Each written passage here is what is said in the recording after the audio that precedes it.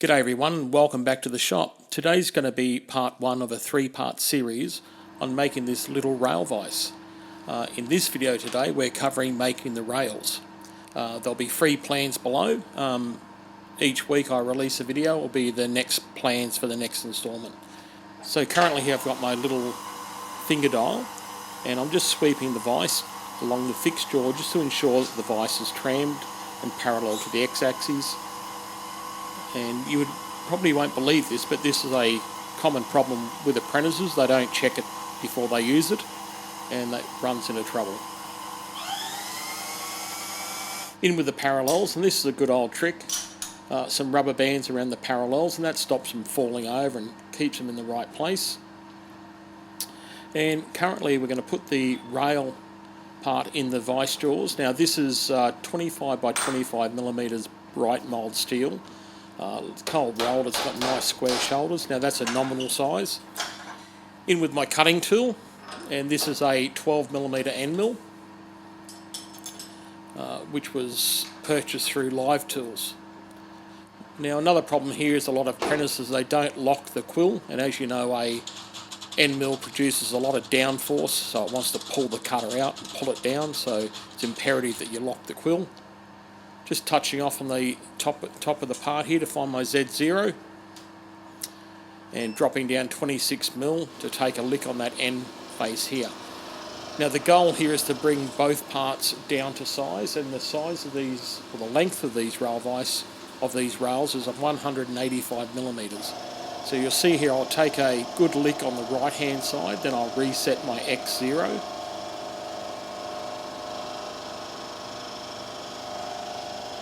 I'll step up now and traverse to the other side, step back down to depth, and come in and start machining the part to size. Now, the good part about having a digital readout here is that you really don't have to measure. If you've set your DRO up properly, and it's functioning properly, that is, you can get a live measurement off the scale. In the plan here, you can see that the length is 185. I'm adding the cutter diameter, which is 12mm. And you can see here, so my finish size needs to be 197mm. You'll notice that on conventional milling, we always predominantly use conventional milling on manual milling machines, unless we're doing a nice lick at the end, like a spring pass, just to clean up the part.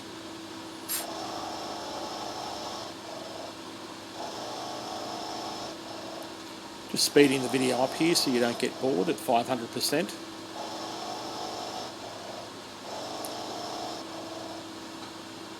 Now my step over here is only 1/2 mil. I've got full engagement of 26mm deep, so I'm just taking it easy. This is my final cut.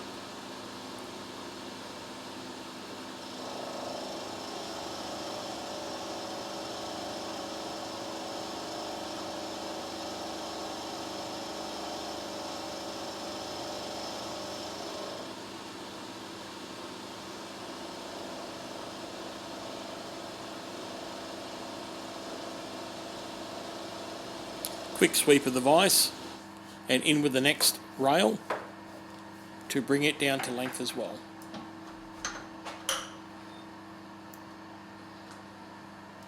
Once again, I'm going to repeat the procedure. I like to start on the right hand side, then step over to the left hand side.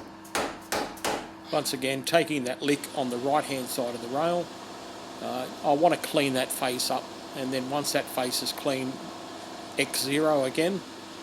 Up and over we go to the opposite side, and we'll start eating away at that left hand side to bring it down. Now remember, the length is 185 plus 12mm for the diameter of the cutter, which equals 197.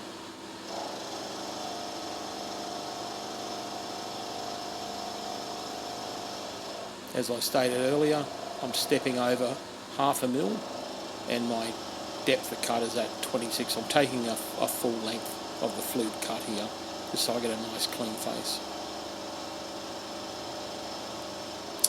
On with my 200mm Mitutoyo verniers, and you'll see here, unfortunately the camera didn't focus on the point I wanted to show you, but it is actually reading 185 long. Alright, colouring in. I always like to colour my job in and mark it out. Even though I've got a digital readout, You know, and you should trust your maths for your digital readout. However, here if I mark it out, I know that I'm pretty close to it. Now these 4 holes need to be drilled in the centre line, which is half a 25's 12.5. And you'll notice here that I've marked it out quickly, the points. And from the left hand side, stepping across, I'll show you in a minute. We're just setting up Y0 here, using the edge finder, the old wobbler. And going to split that in half to find my centre line, then touch off on the left hand side. Now here, once I set X0, I will have to compensate for half the diameter, which will be 5mm in X. As the edge finder, the part I used on the edge finder was 10mm, so split that in half for the radius. Over we go, and you'll notice here I'm at 6, I'm going to spot drill at 6 and 18 on the left hand side.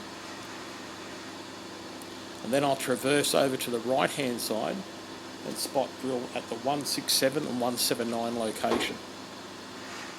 Sorry, 167 and 179 location.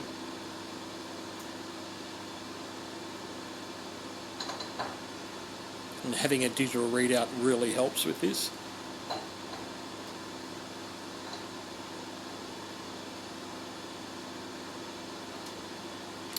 Dropping in here with some drilling and tapping fluid. This stuff is American made, it's hang surfers, which is kindly given to me by one of my channel sponsors, Live Tools. When I say sponsors, he Arthur occasionally gives me some little stuff like that for free, and I truly appreciate it. So what we're doing here now is we pre-drilled for the dowel holes, and now we're pre-drilling for the counterbore holes. Now with the dowel holes, they have to be reamed to 6mm, so I drilled them at 5mm.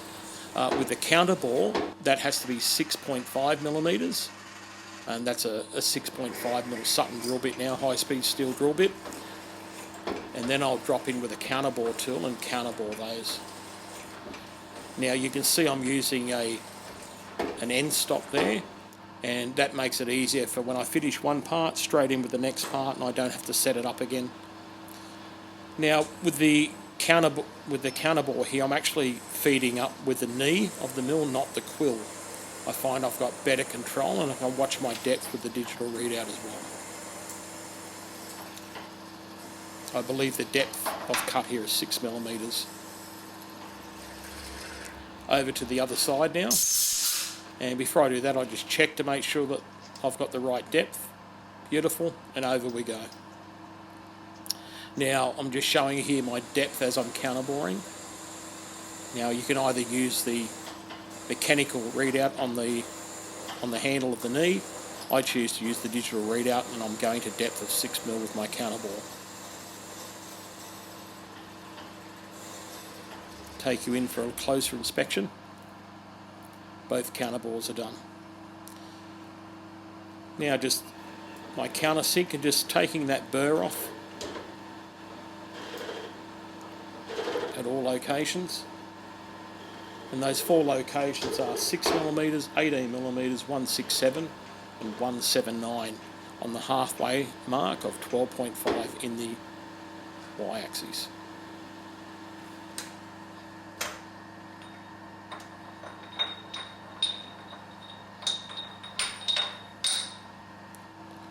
And you've got to be happy with that. Okay, now we're going to look at the slot milling that we're going to be doing. Now it's a 10mm slot, so I'll have to change out my cutter. And we'll have to do a little bit of mathematics here. When you're doing this, it's paramount that you understand that it's try and see it as a mirror so you don't get caught out, and mark your parts before you do the cuts. You can see here that I've actually marked out my steps and my slots, and I know I'm right. So I'm picking up on the Y here. This is a Pt.1 edge finder, and when it goes to 0 on the needle, I can just set 0. I don't have to compensate for the stylus, for the radius of the stylus tip. Over to the left hand side, I'm going to find that X0 as well.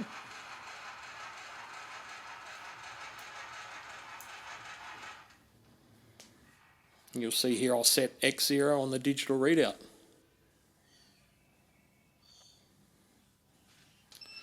Okay, it's just setting up with my 10mm cutter now, and I'm finding a Z0.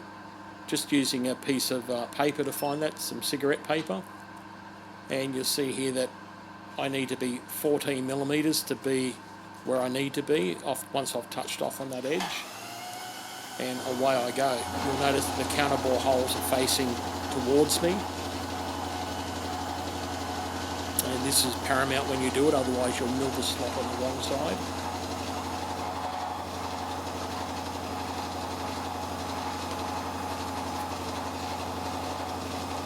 So if you look from the fixed jaw, which is the back jaw, the wall will be 9mm, then there'll be a 10mm slot, okay, and then there'll be a little bit left over, I believe 6mm at the front there, if you're in the correct. So to find that channel, as you saw, I touched off on that fixed jaw at the back, lifted up, and I came in 14mm. So I came in 5mm, which was half my slot width, and 9mm. You can see it's spot on with my marking out, so I know I'm correct. Make sure you keep your counterbores facing you towards your handle.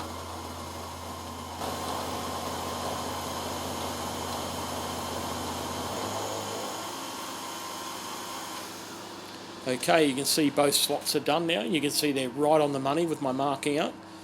So now it's time to touch off on the top of the material again and do the little shelf.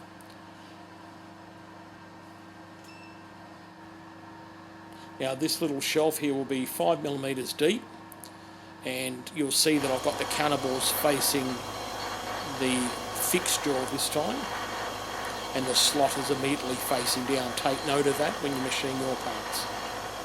You'll see the slot that I just machined previously is facing down. The counterbores are facing the fixed jaw.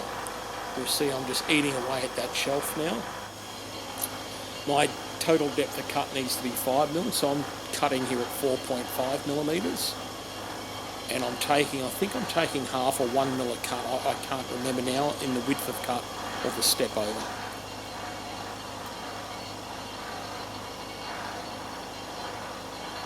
These are carbide cutters that I'm using.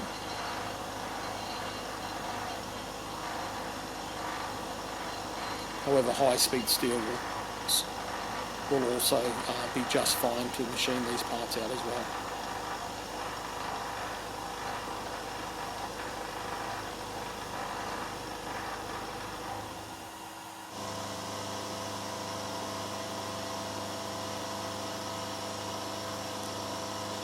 Now the total width of this little channel here is 15mm.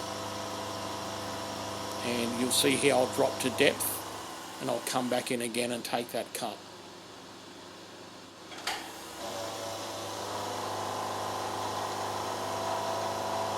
I did swap out my end mill here. I'm using a 12mm end mill. I took out the 10mm end mill that I did the slot with and put my 12mm end mill back in.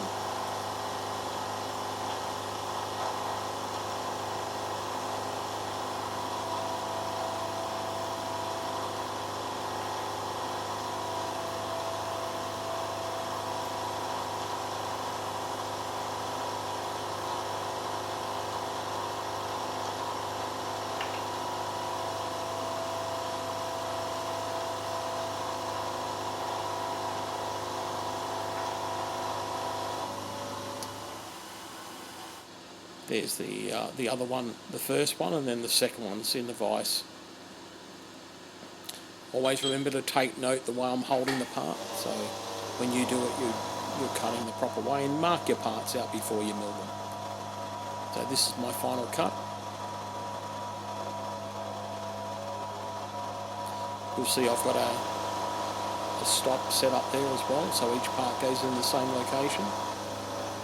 And there we go, we're both finished. Thank you for watching, guys. Remember, the plans for today are down below, and I'll see you next week when we make the jaws. Bye for now.